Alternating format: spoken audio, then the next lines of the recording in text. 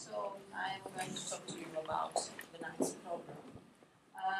So just to give you a bit of background information, so I work in an academic environment, University College London, but I am funded, my course is funded by the National Guideline Alliance, which is one of the two national centres that produce guidelines commissioned by NICE. So they are funded by NICE, so I am ultimately funded by NICE, but I work in academia. So overall, what I'm going to say, to talk about is NICE, give a nice overview about what the role is, programs, collaborators, and the legal status of the guidance, a brief overview of the mental health guidelines program, the guideline development process, or it's how we start to end up with the final product, final guideline, and then something about how I work, so the NICE approach to health economics, what my job involves, how we consider the health economics in the guideline development. I have a case study about the health economics, NICE guidelines of schizophrenia and psychosis, and some challenges when evaluating the cost effectiveness in this context. So, NICE is a National Institute for Health and Care Excellence. It provides national guidance and advice to improve outcomes of people using the NHS and other public health social care services in England. So this may reply to your question partly also, because this is guidance intended for England only. There are some services and products that are relevant to Wales, Scotland, Northern Ireland, but usually the local governments there, they have their own advice and guidelines. Additionally to the programs and the technology assessment, they develop quality standards, performance metrics for providers and commissioners of health and social services, and a range of information services for commissioners, managers, health and social care. So I don't know if these are going to be available later, but I have some links so that you can see if you're interested in more details.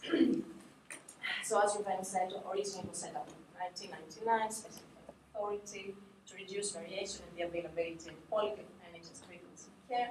Since 2013, they have additional responsibility to provide guidance and quality standards in social care, so now it's health and social care integrated. It's accountable to the Department of Health and Social Care, but operationally it's independent of government. And here I have, it's quite detailed, you can see. So it's a different NICE programs. So NICE guidance includes NICE guidelines, which assesses costs and effectiveness and cost effectiveness of whole pathways, health and social care and public health. The technology appraisal guidance is about clinical cost effectiveness of new treatments, it's usually new drugs. There are high specialized technology guidance. This is really for high specialized for rare diseases. I mean, actually, I'm a doctor, and when I went to the specific web page, I couldn't even recognize there are really rare diseases and rare drugs used for these diseases. There's medical technologies guidance like deep brain stimulation, or it could be laser treatment, devices like that. The diagnostic guidance, again, clinical cost effectiveness of new diagnostic technology, and there is a program interventional procedures guidance about efficacy and safety of surgical and other procedures. So, for example, it could be special equipment for doing colonoscopies. So I'm going to focus, I'm going to tell you a bit about the technology appraisal and more about the guidelines program. I have here also, because we touched upon this, the role of academia and external contractors. So for the technology appraisals program, NICE currently commissions 9 independent academic centres to review the published evidence, and I think that refers to one of these, the University of York is one of the centres that provide guidance to this program. And there is a decision support unit, which is based on the University of Sheffield, and provides resource and training, research and training resource around to support the program's aims. So actually I have a list of universities to show how much work and how much collaboration is needed to arrive to this research and support to NICE. And again, for those who are interested, I have given the link there. So this is mainly for the technology appraisals. However, I have to say that we very often use these documents because they provide methodological guidance that is obviously relevant to the guidelines. So for the guidelines program, the NICE commissions two independent centers to develop clinical and social care guidelines. The one is the NICE Guideline Alliance, which is based at the Royal College of Obstetricians and Gynecologists, and the other is the NICE Guidelines Center, which is based at the Royal College of Physicians. And I wrote this to show that actually the professional bodies support the NICE work. And then there is a Guidelines Technical Support Unit based at the University of Bristol, but again, it's a collaboration between different universities, and they provide technical advice, training, and research to the guidelines, specifically to the guidelines program. And we work very closely with this when we develop guidelines. So the legal status of NICE guidance. So NHS, this is about technology appraisals. NHS is obliged, legally obliged, to produce, to allow, to fund and resource the medicines or the drugs that are offered, that are recommended by NICE. However, you will see that NICE guidance is not clinically mandatory. So actually patients have the right to have the drugs that are recommended by NICE if the clinician considers that these are appropriate for them. So health professionals are accepted to take full account of NICE guidance, but in addition they need to consider the individual circumstances of their patients, their preferences, the needs, and the values. So the application of the recommendations is at the discretion of the health professionals. So although NICE, the NHS is obliged to provide the funding, the doctors are not obliged to offer, unless to offer the treatment to the patients, unless they think that it's clinically appropriate for them. So this is about guidelines. So for guidelines, the local commissions have responsibility to enable the guideline to be applied. So they should do so. So this is taken from the NICE website in the context of local and national priorities for funding and development services in light of the duties to have due regard to the need to eliminate unlawful discrimination, advance equality, opportunity, and reduce health inequalities. So there's not the legally obliged indication. And again, professional practitioners, they need to take into account NICE guidance, the needs of the patients, the preferences, and so on, before they offer them treatment within a NICE guideline. So this is just an overview of specific focus on what we do for mental health guidelines. So between 2001 and 2006, all mental health care guidelines were developed by the National Collaborating Center of Mental Health, which was a joint project between the Royal College of Psychiatrists and the British Psychological Society. Due to economies of scale, in 2016 there was a merger of different centres. So now there is the National Guideline Alliance, for which I work. I used to work at the NCCMH. The expertise on mental health topics has been retained within the NGA. And some mental health guidelines are developed, have been updated by the other centre or by the internal guidelines team. But there is a focused team on mental health guidelines. So again, this is just for information. You can see the different topics that have been developed, different guidelines, bipolar disorder, depression and social behaviors, social anxiety, alcohol use disorders, eating disorders, and so on. So this is a list of all the guidelines that have been developed so far by NICE. So you can see that it's quite a long list. At the moment, we are updating self-harm and depression in adults. So self-harm, there were long children management, and now they're going to be integrated into one big updated guideline. And the other thing, just to show you the importance of mental health within the NICE guidelines program, schizophrenia was the first ever clinical guideline published at NICE in 2002. So this is going to be a big part of the presentation, is how we exactly develop the clinical guidelines. So a topic, big area, is referred to NICE by NHS England or the Department of Health and Social Care or Department of Education. And then the NICE commissions, gives the topic to the developer. So the developer has a technical team with all the skills in order to produce the guidance, to review the evidence, to advise on the interventions that should be included, the services that should be included in the guideline. So the technical team has guideline leads, information scientists, systematic reviewer, health economists. There is a project team that organizes things, and there are clinical advisors. So once we are commissioned, there is a scoping phase. So the scoping phase is we need to develop. I don't know if you can see. Is it so small?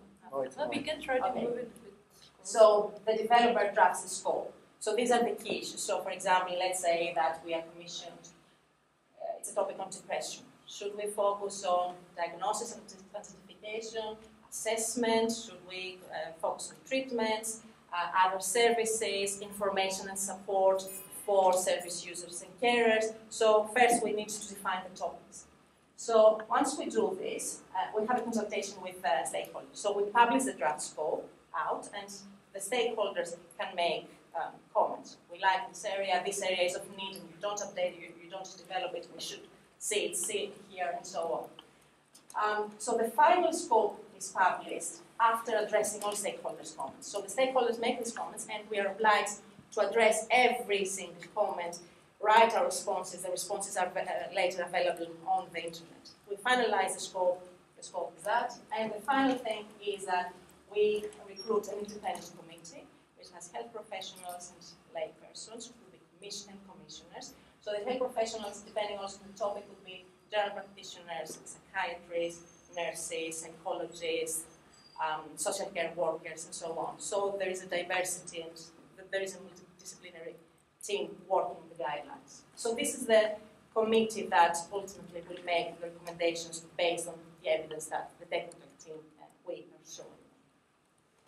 So after the scoping is published and everything is in place, the committee, the team, the technical team, and so on, is the development. So the development is the biggest part of the process. So the whole process lasts between around 2 and 3 years, and at least half of the time is the development process. So in the development process, we finalize the review questions. So the review questions are usually population. We define the population, the interventions that we want to check, comparators, the outcomes that we are going to assess, depending on each review question, each area. So we develop the protocols for this and the economic plan. I'm going to talk about the economic plan later, but this is, in summary, what areas we're going to focus on when we develop primary economic analysis. And then we do the literature search. Sometimes we have a call for evidence from stakeholders, if there is a topic where stakeholders have help. We do the evidence reviews and the economic analysis. So everything I have in purple is mainly the responsibility of the developer and the technical team. And the committee will discuss the findings, will interpret the findings, and based on our technical advice, will make recommendations. So actually the recommendations are made by an independent committee. So after all this, well, the draft recommendations are made, we have a consultation phase. So we take the draft guideline out for consultation on the internet. So the stakeholders comment on the draft guideline, and sometimes they may say, you did it right. Most of the time they said, oh, you forgot this, you should do that. There are lots of interests, so some people may want to promote, obviously some, for example, industry may want to promote the drug, some professional bodies want have more insight about some therapies and they want to promote the therapies. So you get all sorts of comments, some justified, some maybe biased, but nevertheless we need to address all the comments, we need to have responses. Sometimes, quite a lot of times, we revise the recommendations. We may make a small revision, we may have to revise them significantly. So we revise the guidance in response to stakeholder comments. After that, there is a stage of validation and sign-off. So NICE offers quality assurance, and eventually, after everything is fine, after we know we have addressed all the stakeholders' comments in a valid way, then this is signed off by the guidance executive. And finally, we publish the guideline and also some resources to support implementation. So, for example, there is a separate team of NICE which develops resource impact assessments, and they provide, for example, how much it will cost to implement the recommendations, so that people who commissioners and providers know how much it will cost and how what change is needed in order to implement the recommendations. I should also say that we have two types of recommendations. One is practice recommendations, where we know that something works, is cost-effective, and should be funded, should be offered by the NHS. If there is some promising therapy, some promising strategy, but the evidence is not enough, there are also research recommendations. So there are recommendations for further research. And I think that NIHR actually promotes research based on nice research recommendations. So actually, there is in practice, this is not just theoretical, what we would like to do further research. So there is also an implementation, further implementation research of these areas. And all this is, as I said, for all this process, NICE oversees it. There is a manual that we all follow, and there is also the technical support unit that provides support. So all this, there is a background, support and quality assurance. And also, after the guidelines is published, the NICE undertakes regular checks to see if there is new evidence, substantial evidence that might change the recommendation, and when there is need, all this is updated, and we follow the same process. We can update the whole guideline, or we can update some bits of the guideline when there is substantial change in the evidence. So the NICE approach to health economics. So economic evaluation, so this is from the manual. The economic evaluation of intervention, service, or program can help decision makers ensure that maximum gain is achieved from limited resources. So this is the logic behind economics. And this is something that I always show to the committees and the independent committees, why we need health economics, because usually people who work in these services, they want to offer everything, and lay people want to get everything. So I'm trying to explain why we do economic evaluation, because resources are limited, and if we spend more, if we have a budget, a set budget, and we spend more on one thing, we have to spend less on something else. So we need to make choices in order to maximize the health benefits.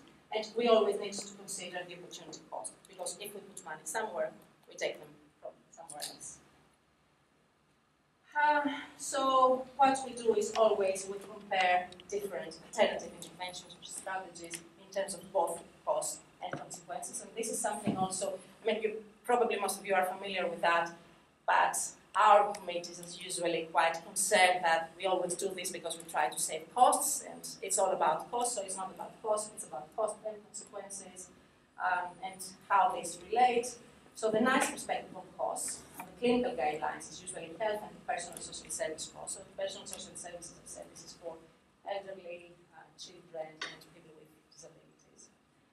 However, we can expand, we can have a wider perspective to other sectors. So I have here, in separate analysis, we can consider criminal justice system or education, social benefits, and so on, if it's relevant to the question. So, for example, when we did the antisocial personality disorder guideline, I remember that we focused a lot on the criminal justice system cost, because this played a very important part. In autism, we wanted to include educational costs. In the end, it was not possible because the data were not there. But what I'm saying is that it's possible, depending on the topic, to consider wider costs. And the NICE preferred measure of outcome is the QALY. So I have here, I think that most of you must be familiar, so I skip that. Okay, so I have here what QALY is and why I use QALYs. These are what NICE wants, again, because some people are not even aware of QALYs or in the committees, or they don't understand why we should use QALYs, because they can summarize like quality, long-term quality of life, long-term quality of life for chronic and recurrent conditions, which is very relevant for mental health, benefits and harms at the same time, and mainly because they allow comparisons across different disease areas and populations, which is the aim of NICE, because NICE deals with all the different. So that's why QALY is the preferred outcome measured by NICE for using economic evaluation. And also, I have here that EuroQAL is the preferred measure of health-related quality of life, which relates to what you said about mental health. So So I have here a summary. You can see that mental health is only one in the 5 dimensions: depression, anxiety, and this raises concerns later, which we will to talk about. But generally, NICE recommends quality as a measure of outcome measured by Europol. Again, here I think that you must be familiar how we have an ICER, the difference in cost between interventions, the difference in outcomes, and this gives the incremental cost-effectiveness ratio. And I have an example here of how we estimate the ICER, because this is quite central in NICE decisions on cost-effectiveness.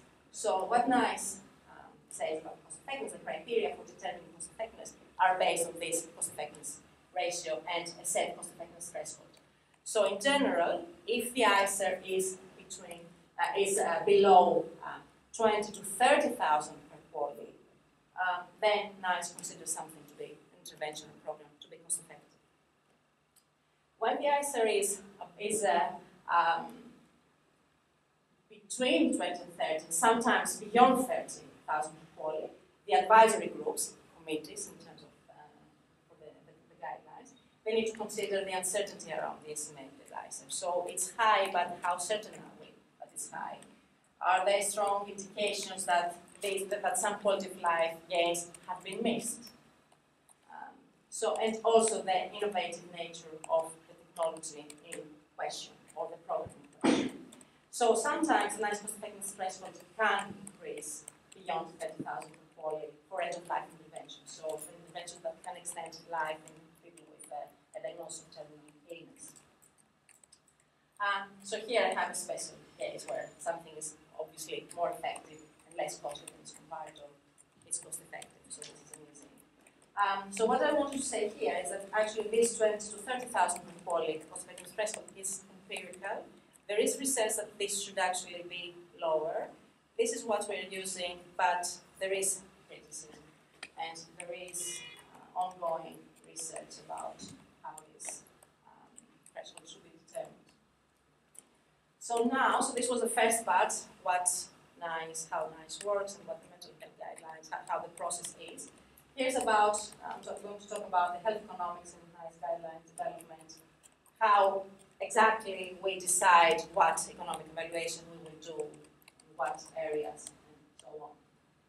So when we have our scope, we develop our review questions. So for every area we cover in the guideline, we do a systematic literature review, exactly the same way that we do the clinical review, to identify existing economic evidence. So this is, as I said, the process is similar to how we assess the clinical evidence. But then we have also primary economic modeling, which is prioritized for, there are some criteria. So we have all our review questions, and then we have to assess. Are there anticipated major benefit and resource implications? So how many people are affected? What's the cost per person and then impact per person, then the clinical impact per person of a potential recommendation? Is existing economic evidence sufficient? If it's sufficient, we don't need to spend resources on this. But usually, there is no economic evidence, or it's very limited, or it's not relevant because it's not UK-based. So we assess what existing evidence we have. Where variation in practice is large, it's more likely to be prioritized, the topic is more likely to be prioritized for economic modeling, and where available clinical data allow useful economic modeling that can reduce uncertainty of cost effectiveness. And this, although it's the fourth point, actually is very important because in some cases you don't find clinical evidence. So what's the point of developing a model where it won't help you answer the question, is this cost effective or not? So we developed the economic plan, which I mentioned earlier. All areas covered by the scope are assessed one by one against this criteria.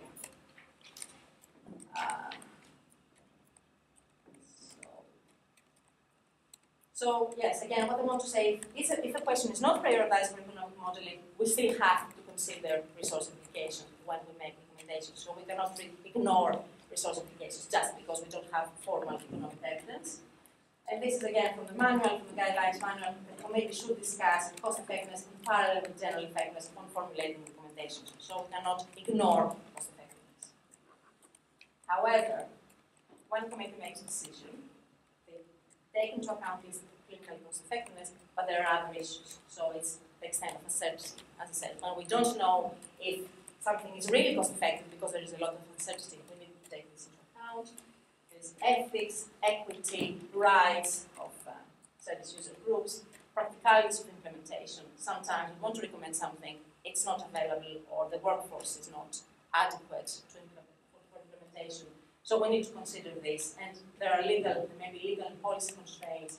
And actually, the last thing is the resource impact. So NICE considers as something as being as having a significant resource impact if it costs over £1 million to implement it over every year versus 5 years of implementation. So if the resource impact is significant, we don't say don't recommend it, but we say we need robust cost effectiveness evidence in order to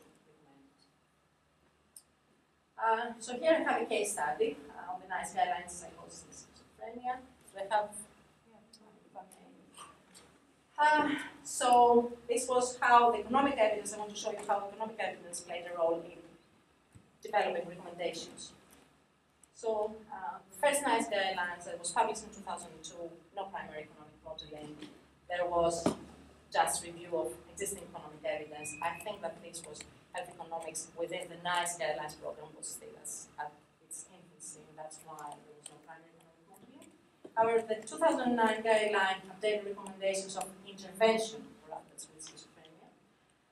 The existing economic evidence was reviewed across all areas as before, but there was prioritization of topics for primary economic modeling, and this was maintenance treatment with antipsychotic medication, intervention, and psychological intervention, specifically cognitive behavioral therapy and family intervention.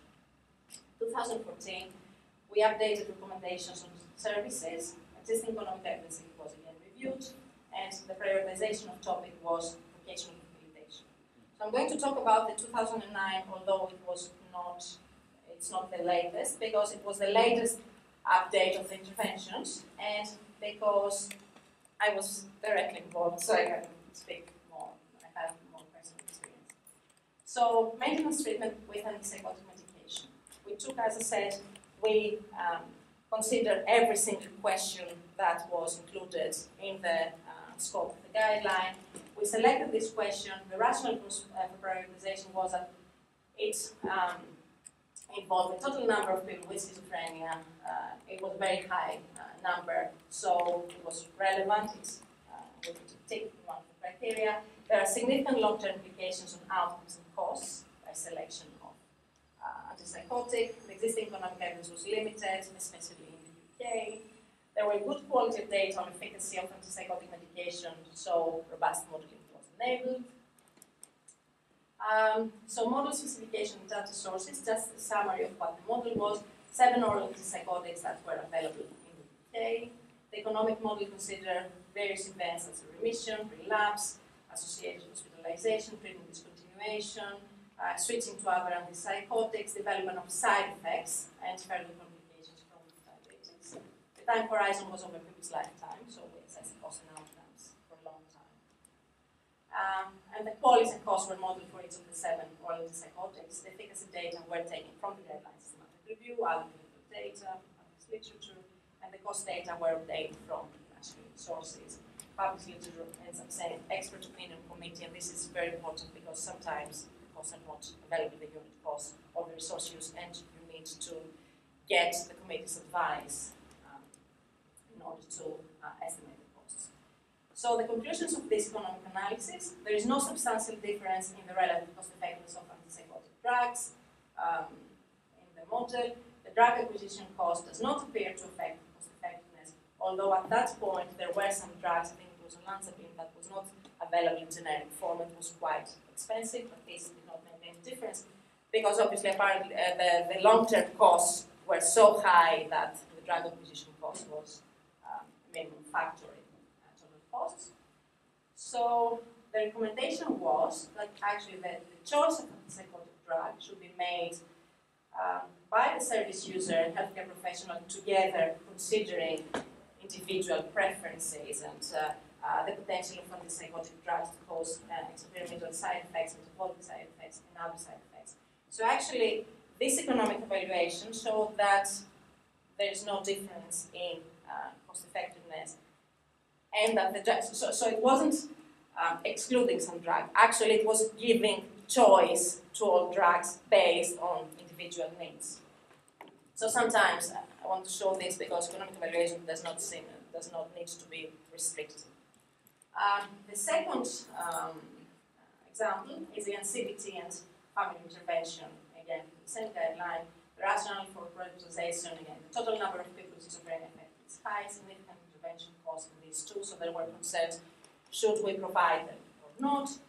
Clinical benefits, there were clinical benefits in both interventions with the potential to reduce hospitalizations. And economic evidence, I think, was non-existent almost.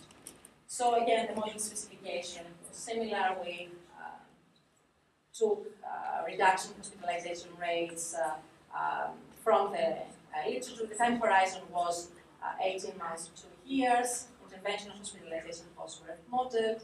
So the model was whether we should add CBT or family intervention to standard care, or whether we should leave standard care alone. So again, the effect was taken from the guideline systematic review, the cost data from national sources, and the conclusion were that actually these two interventions were likely to be overall cost saving because the intervention costs are offset by savings resulting from a reduction in the number of future hospitalizations. So the recommendations were actually offer CBT and offer family intervention.